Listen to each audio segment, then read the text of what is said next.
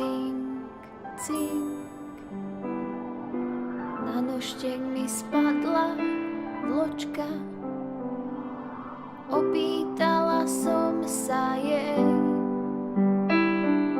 či sa ďalšej vločky dočka.